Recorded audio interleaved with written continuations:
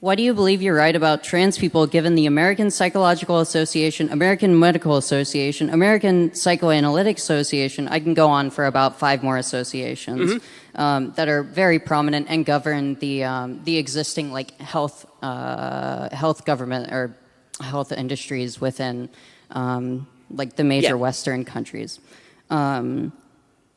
And all of these associations have multiple thousands of doctors, sociologists, psychologists, and with PhDs in their respective fields backing the idea that sex and gender are different, effectively gaining the medical consensus for sex and gender being 2 different concepts, yet you have a different opinion. Okay, so sex and gender are 2 different concepts, but gender is tied to biology.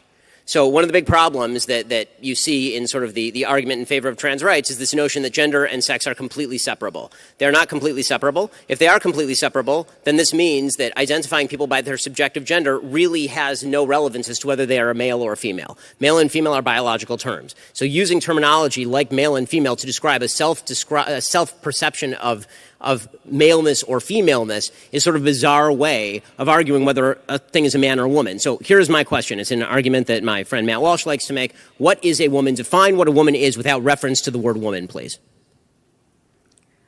So this is actually a logical fallacy called a red herring. You're asking me a question in order to actually challenge my question without actually No, it isn't. I'm saying that it really is not. I'm saying that biology, I'm agreeing with you that the notion of gender, which is effeminateness or masculinity, can be different from biology in the sense that biology is just pure male or pure female. But to suggest that there is such a thing as an effeminate male is not to suggest that an effeminate male is now a woman.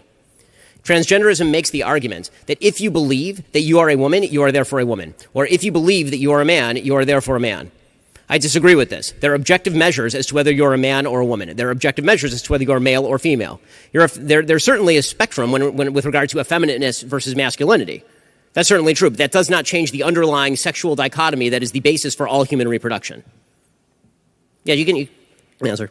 Right. So this dichotomy is a false dichotomy that isn't supported by any of the medical associations that I just named off. Then let me explain. None of the medical associations that I just named off would actually support the idea that gender is biological. This is something that's completely untrue within every single medical consensus. Well, then I will just say that anyone who suggests that gender has no reference whatsoever to biology, it's not connected in any way to biology, is just full of shit.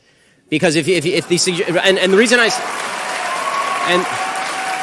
and the reason that I say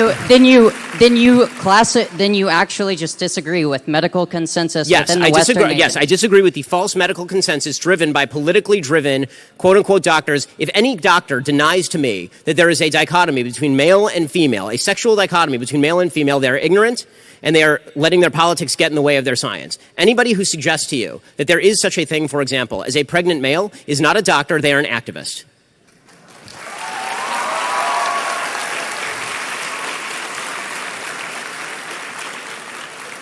I'm very glad that none of these opinions are actually accepted in academia and haven't been for over 70 years. Sent this here on Twitter. Okay, so the notion that they haven't been accepted for over 70 years is a bizarre one, considering they were accepted until about 5 minutes ago. And the basic idea that male and female do not exist runs counter to all mammalian biology, all of it, not just human. Are we to suggest that gender and sex are different in walruses? How does this work exactly?